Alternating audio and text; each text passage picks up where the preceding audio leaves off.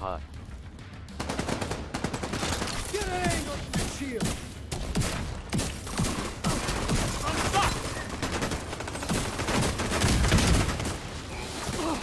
We got one of ours. They're too close. Hold it back.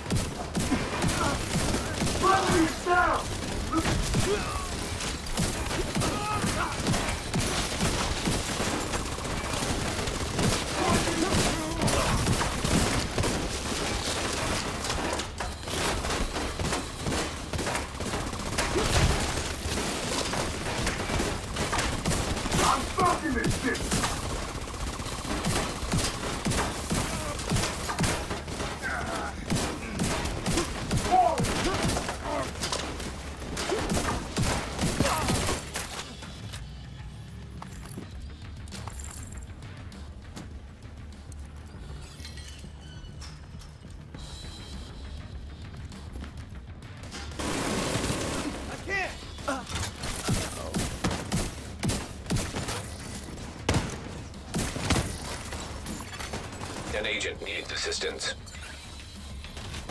I see him on the flank.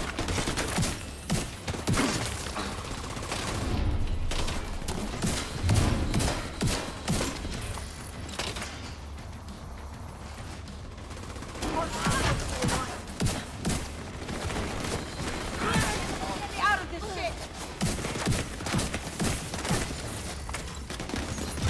Copy. Following your lead.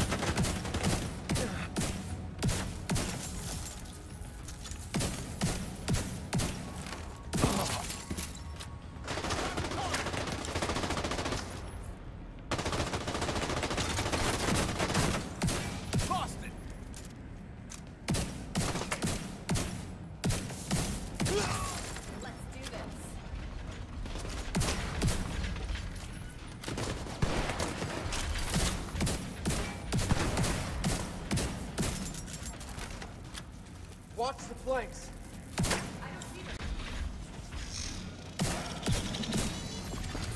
System disrupted.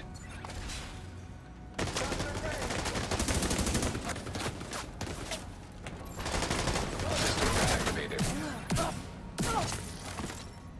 Please down.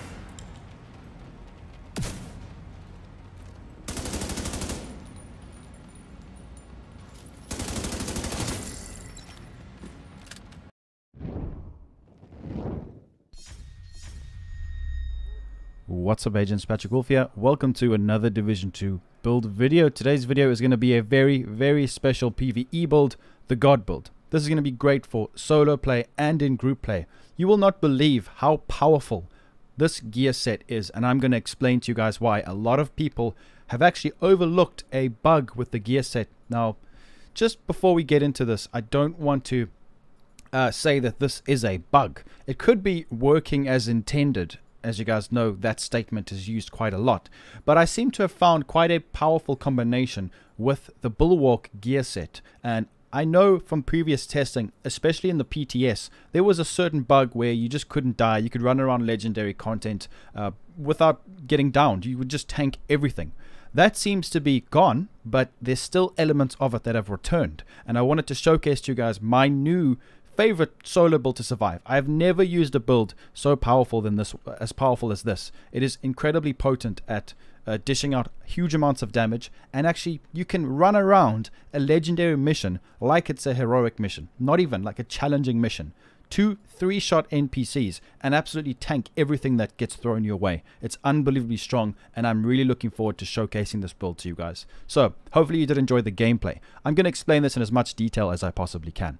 Let's go through the specialization. The reason why I've gone for technician are for a few reasons. You don't have to utilize this if you don't want to.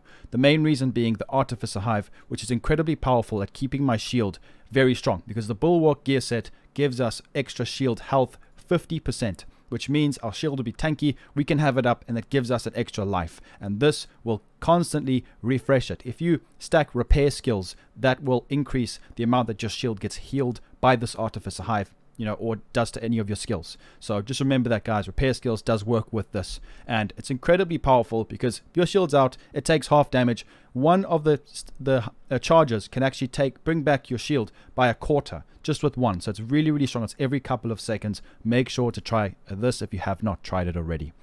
So everything else is just going to be the usual thing, but it's important to take note that we have got +1 skill tier, which means our shield is going to be even tankier because we don't have all blues or skill tiers. So also, this is quite important with this build. Now, when I run solo in the summit, I run into a lot of robot dogs. As you guys know, the sniper ones, the grenade ones, machine gun ones, they're very difficult to take down solo, especially if you have a tank build. This makes such a big difference, and I don't think you guys realize that this is not incremental damage. I think this is just me claiming. I'm not too sure about this. I think this is multiplicative here. I think this is 12% damage drone, and this scales with your damage, your base damage, like for example Intimidate, because this 12% seems like way more damage when you put this on and when you take this specialization off. It's ridiculous. The difference is astronomical. So I think there could be some sort of multiplication in this, and it's really, really strong. And I think this is one of the best things about technician specialization. Make sure everything else is activated as well, and then we're going to be utilizing shotgun damage and assault rifles. You can have whatever you want as your secondary weapon. So before we get into this, I'm going to explain to you guys one thing. Bulwark gear set. It's not very well used in the community, but I promise you right now, if you use this with this combination, you will never ever go back to any other build. Hunter's Fury is really, really good as well. It gives you some armor on kill, but the survivability of this build is absolutely unmatched. Let's go through it now. So we get, for the 2-piece, 10% armor, which is a lot. That is a lot of armor. Armor regen for the 3-piece, and 50% shield health. That scales with the Artificer Hive, which will be constantly regenerating our powerful shield, and it really does help the fact that we have quite a lot of skill tiers with this build. So the next one is going to be the 4-piece. This is where it gets quite interesting. Whenever you or your shield take damage, 20% of that amount is repaired to both over 15 seconds. So you will see this icon pop up. Now when you take a certain amount of damage, it is given back to you. So this in and of itself is a form of armor regeneration. In the PTS, this was really broken and you would just run around without dying. I feel like it is still too strong. It is ridiculous. Once you practice with this and you realize how it works, you actually take damage on purpose. And because we have got the Artificer Hive, it scales with it. So let me just put this into simpler words. I don't think this is bugged per se, but the way that I use it is I have my shield out. I let my shield take damage. Okay, when my shield takes damage, the Artificer Hive regens it. then it keeps taking more damage, and then the next 15 seconds I am invincible. I can run around and just bop NPCs. Not only that, but I've got extra armor as well, so I can tank so much damage and run around with this insane amount of armor regen. 80,000 armor regen with the memento fully stacked, plus the 20% of whatever damage I take, which is just scaled beyond. Now, I know there's some maths on the limits of this. I know that there are some Reddit posts which tell you how this works. Let me tell you now, that is incorrect, because this is definitely a lot stronger than you guys think. Give it a try today. Go and farm this gear set. You guys will have a lot of fun. Just remember, sometimes it doesn't work, and even if you have no armor regen stacked on your build, this will regen your armor quite a significant amount. And the 2-piece and 3-piece alone are very powerful if you ask me. So let's go through the build from the beginning. 1.8 million armor, and you're probably wondering, wow, you are sometimes tapping these purple NPCs. You can. And now if you don't use the Scorpio and you use a in-sync M870, you can one-shot a purple NPC on legendary.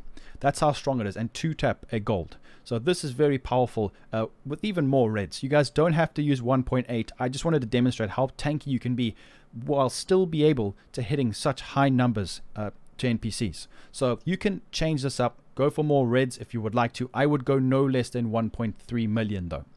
Scorpio Shotgun. I like this shotgun because it applies status effects to the NPCs. The nice thing about it is you dish damage out, over time. But the great thing about this is there's no real range to it. Now, you have to actually hit more of your pellets to get it to proc. Status effect does not increase the amount or the duration of the bleed, for example, or the disorient or shock. So 1 is going to be poison, 3 disorient, which is very, very nice. That's what Hunter's Fury gives you anyway. 6 is actually going to be shock, which shocks any kind of electronics like the dogs. So when you shock the dogs, they're going to be immobilized, and you can just take them down utilizing that specialization skill tree talent, which is very, very nice. Also, the 7 shots. Now, this is where it gets good against bosses. 20% more damage from all sources. Stacks no longer increase, but it's 20% damage, which is really nice against those tanky bosses. That's why you're able to take them down so quick. So just remember that status effect does not increase it. Secondary, I've gone for what I did last time, Military P416 with DTC and Optimist. Very, very nice talent. I recommend this to you guys. It's very, very good. The fire rate is nice. It's easy to control. Good damage, good RPM. It's a great all-round gun. When you mod it, just put your crit damage and crit chance mods to try and get up to 60% crit chance. It's very important with a shotgun build to get your crit chance to 60, and 60% crit chance does not mean per mag, it means per bullet. So make sure you have 60% crit chance on your shotgun, because that means a lot more of a chance for each shot, because every individual pellet has its own crit chance. So it is better to have crit chance than baseline weapon damage for the shotgun. A lot of people run this incorrectly. Use the Cheska. If you can get 60 crit chance, then go for the shotgun damage chest piece. That's fine, you can do that, but for me, I needed this. I've actually just gotten a new piece with crit chance and armor regen, so I need to optimize this. It works incredibly well. So I think my armor regen right now is baseline 26k. You can have less than 15, it doesn't even matter. My crit chance is 57, which is good, it's good enough. Crit damage is not something to worry about, because the increments, the multiplicative damage from Lady Death in combination with the 30% weapon damage from this and another 20% weapon damage from the shotgun, you can see where this is going, in that ridiculous armor regeneration that we'll be getting from Bulwark. It just makes it so powerful. So 4-piece Bulwark, everything is going to be rolled with armor regen or crit chance or crit damage. Every single modification I put on is critical hit chance. The chest piece is going to be Cheska with Intimidate, crit chance modification, crit chance, armor regen, weapon damage. You can go for more crit chance or crit damage instead of armor regen. That's completely up to you, depending on what kind of build you want to be using. I have actually tried this with Focus and in Vigilance. It works really well as well. That could be a long range build that you can be using, but then you wouldn't really need to go for a tankier build. You could just go for more reds and still get your armor back quite significantly, but then you're just better off using a DPS build. So that's what I found from testing that. Like I say, I've scrapped about 3 builds in the last 2 weeks because I've tried them. They look good on paper, but practice is always going to trump paper. It's always better to practice the builds to get them to work before you just say, oh, this build looks good on paper. Some of the worst looking builds are the strongest, and you guys have seen that in the past. So the holster, Bulwark holster, I've got explosive resistance. I haven't even re-rolled this yet. Now, I wanted to speak about this to you guys as well. I kept this on here for a reason. I've got enough ceramics. Normally I run out of those. So explosive resistance is very nice, especially because I get grenaded quite a bit. So I'm wondering whether or not to keep this on. And that's something that I wanted to speak about just to bring the topic up. Explosive resistance is very powerful in this game. I don't know how many times you hear those stupid drones beeping in your face, especially on certain missions. That normally is what kills you. And when the dogs rush you with the grenades. So I think you could actually, instead of just going for all crit damage and armor regen, it would be beneficial to even get 10 or 20% explosive resistance. Now, personally, I'm not too sure. I want to reroll this and maybe give it a bit of more of a test. Let me know in the comments down below if you guys invest into this attribute. I think it's really good, and I think you guys definitely need to go for it. Normally, if you don't want to spec into that, just go for crit chance or armor regeneration. The gloves, crit damage, armor, and then the knee pads, crit chance, armor. So, memento bag, if you guys didn't know, we get short-term buff, skill efficiency, bonus armor, weapon damage. Here's the thing. So, we are going to be getting 30% skill efficiency. Why is that so powerful? Because that's going to give us 30% skill haste, but 30% shield health, which equates to just under 3 million health for our shield, just from getting the 30 stacks memento. And 30% weapon damage from this. But because we get 50% shield health from the bulwark, and from this another 30%, this shield will be so tanky. Trust me, you won't believe how tanky this little shield can be. Over 10 million sometimes. Obviously depending on how many blues or skill tiers you have, but give it a try and just have a look at it when all your buffs are up. So just to explain this a bit further, bonus armor is what keeps you going. Now, I like to play aggressive. I feel like playing aggressive is the best way to utilize this build because, you know, you get up in their face, you kill them, you collect the trophy, but you don't have to because your armor is regenerating so much. You don't rely on armor kits, so you could play how you want with this build. I genuinely think this is a very, very strong build to use, especially playing solo, even in a team, because you can get up and close to those NPCs and still be tanky enough to survive and dish out damage and give your teammates more utility from the shotgun.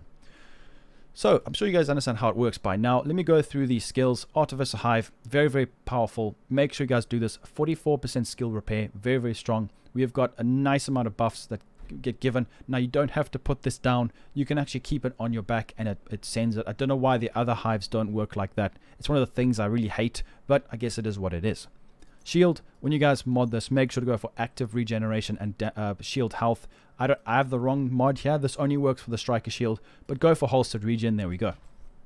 Right, statistics. Now we're going to go through them. Like I said, you should never just go off statistics. People tell me, hey, look, I've got 200% crit damage, and their builds don't do much damage because their crit chance is low. So it's something that you need to not focus on too much. The most important thing for us is the crit chance because you want to get it nearer to 60 without wasting. And then our armor regeneration, which when it's stacked up is just over 80,000 plus the 20% of whatever damage you take from the bulwark gear set.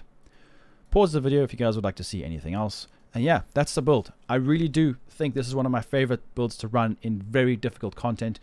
The survivability is unparalleled and the damage is quite significant considering that we are so tanky and you wouldn't think we'd be doing as much damage as we do. But I guess that's because of the shotgun, you know, the backpack and the chest piece from Intimidate. Very, very nice. And the constant crits from our shotgun. Let me know what you guys think in the comments down below. Make sure to leave a like, subscribe, and I'll be seeing everybody in the next video. Peace out, guys.